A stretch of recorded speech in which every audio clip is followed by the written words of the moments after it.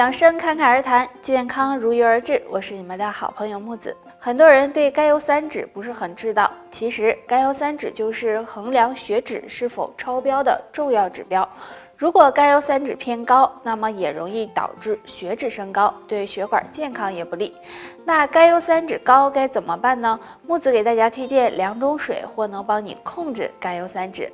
第一种，黄苦荞泡水。黄苦荞营养非常的丰富，药用价值也高，其中富含膳食纤维、维生素以及黄酮类化合物，有软化血管、增强血管弹性、降低血脂的功效。经常用黄苦荞泡水喝，能帮助稳定血脂，保护血管健康。第二种，桑叶泡水。桑叶是常见的中药材，药用价值也很高。桑叶中含有生物碱、桑叶多糖和胡皮素，有增强血管弹性、抑制甘油三酯和胆固醇升高的作用，所以没事用桑叶泡水喝，也能降低血脂，预防心脑血管疾病哦。那除了多喝这2种水外，甘油三酯高的人日常还要坚持运动，可以选择有氧运动，比如慢跑、散步、爬山等，这样对控制血脂也有帮助。日常生活中，很多人都存在肚子大的问题，不管男人女人，如果肚子赘肉太多，很容易引发疾病。那该怎么减掉肚子上烦人的赘肉呢？下面教大家一个小动作，这个动作就是抬腿。拿出自己家的瑜伽垫，平躺在上面，让腰背部和手臂都紧贴在地面上，这样保持不动。然后用自己腹部的力量向上抬起双腿，双腿并拢伸直。当达到最高点的时候，停留3到5秒，然后慢慢的放下，再向上抬起。这样睡前反复做50次。那这个动作可以锻炼到腰腹，有助促进脂肪燃烧，对瘦肚子、减肥都有一定帮助。如果有肚子大烦恼的朋友，可以每天睡觉前做一做，只要长期坚持就会看到效果。不过想要减肚子，除了运动，饮食也是非常重要的，要减少高脂肪、高热量食物的摄入，多吃蔬菜水果，多喝水。只有运动和饮食相结合，这样才能让你瘦得更快。很多坐办公室的人会发现自己的大肚腩越来越明显，腰也变得越来越粗，曾经的裤子也穿不上了。但是自己没有时间，也懒得运动，那该怎么办呢？今天教大家一个小动作，躺着就能做，每天睡前做10分钟，帮你减掉大肚腩。大家晚上睡觉前如果没事了，就可以躺在床上，或者是地上铺个垫子，平躺，将双腿分开成一个大8字，双手向身体2侧伸直，与肩膀在一条直线上，然后将上半身抬起来。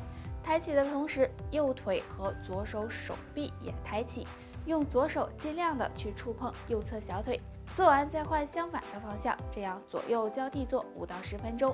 如果感觉到累了，可以适当的休息一下。那这个动作可以帮助锻炼腹部肌肉，对减肚子、瘦身有很好的帮助。不过要长期坚持才行哦。想要减肚子的朋友，平时还要多注意饮食，多吃水果蔬菜，避免久坐不动。坐时间长了就起身活动活动，这样可以避免大肚腩的出现，对身体健康。肚子的方法有很多，可以通过饮食，也可以通过运动。那说到运动，很多人想到的是不是仰卧起坐？其实除了仰卧起坐，还可以试试下面这个蹬腿动作。下面给大家演示一下。自然站立，双脚分开和肩同宽，双手在后背相互握住，然后抬起我们的左腿，左腿的大腿和小腿呈垂直的状态，用右腿支撑身体，腰腹部保持收紧，然后左腿用力的往后蹬10次，再换右腿往后蹬，也是蹬10次。每天做5分钟左右。注意做这个动作的时候，肚子要保持收紧。如果站不稳的话，我们可以用一只手扶着椅子或者是墙壁。坚持练习这个动作可以帮助燃烧脂肪，不仅可以减肚子瘦腰，对瘦大腿也有一定的作用。除了运动，平时我们还要注意避免久坐不动，要不然容易让腰腹部脂肪堆积。多注意饮食，多吃含有膳食纤维的食物。晚上吃完饭后可以出去散散步，这样对减肥有很大帮助。多喝水不如会喝水，每天这3个时间段喝水，或许更易长寿。第一个时间，早上起床后。经过一晚上的睡眠，早上起来我们身体是处于一个非常缺水的状态的。如果这时能喝一杯温开水，不仅可以帮助补充水分，还能够帮助清理肠胃，有助身体排毒，对身体健康有益。第二个时间，吃完饭后。当我们吃完饭后，肠胃是在大量工作的，如果这时喝一杯水，可以帮助减轻肠胃负担，还能促进肠胃的消化和吸收，对缓解便秘也有很好的效果。第三个时间，晚上睡觉前。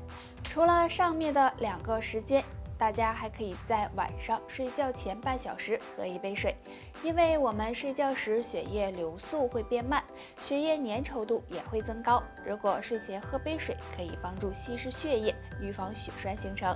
所以大家如果每天在这3个时间喝水，对身体健康是非常有益的，也更容易使人长寿。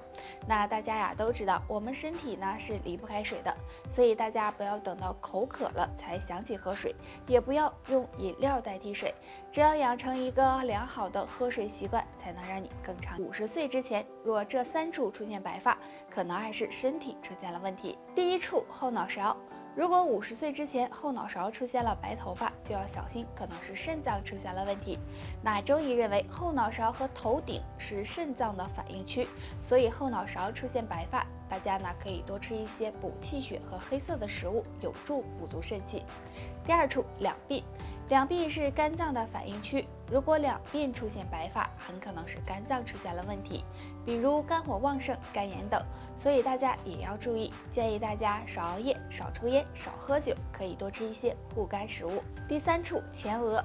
前额是脾胃的反应区，如果50岁之前出现白发，很可能是脾胃不好导致的。建议大家管住嘴，少吃辛辣、油腻还有冰冷的食物，3餐定时定量，注意保暖，有助脾胃健康。所以上面这3个地方出现白头发就要小心了，最好检查一下，看看是不是身体出现了问题，好及时调理。冰箱坏得更快的3种食物，你知道几种？尽早告诉家人。第1种，黄瓜。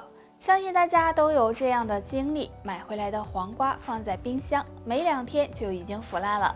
这是因为黄瓜放到冰箱里，一旦触碰到冰箱内壁，表皮出现进水的情况，就容易出现腐烂。那建议大家放在干燥、洁净、不要太通风的阴凉处会更好一些。第2种，西红柿。西红柿是很多人喜欢吃的，大家也喜欢将吃不完的西红柿放在冰箱内。西红柿若是经过低温冷冻后，很容易变质，出现腐烂的情况。建议大家可以将它洗干净，放在保鲜袋里冷藏起来。第3种，青椒。青椒是家里经常会用到的食材，不过青椒最适合储存的温度是7到8度。如果在冰箱中放的时间太长，很容易被冻伤，出现变软变味的情况。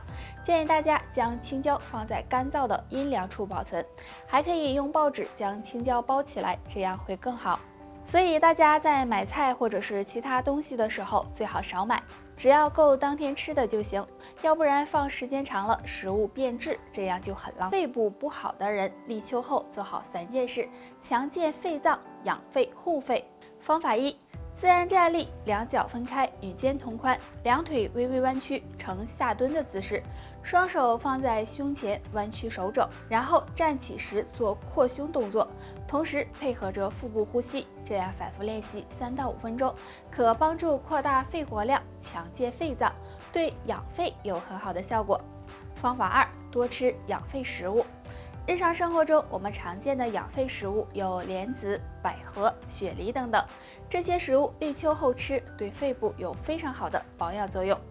方法3，每天进行有氧运动。大家呀都知道，运动对身体有很大好处。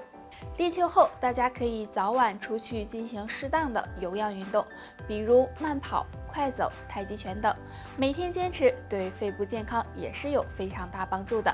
那立秋后天气呢比较干燥，所以很多人心肺功能可能会出现问题，不妨试试上面这3个小方法，坚持下去，肺部可能会越来越好。肺部不好的人，手指会有2种表现，每天敲打5分钟，养肺护肺。表现1，出现杵状指。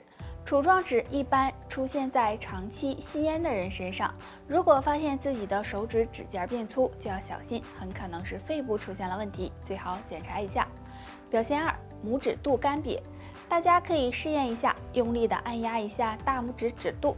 如果出现干瘪的情况，而且一段时间不能够恢复，那就要小心了，可能是肺部出现了问题。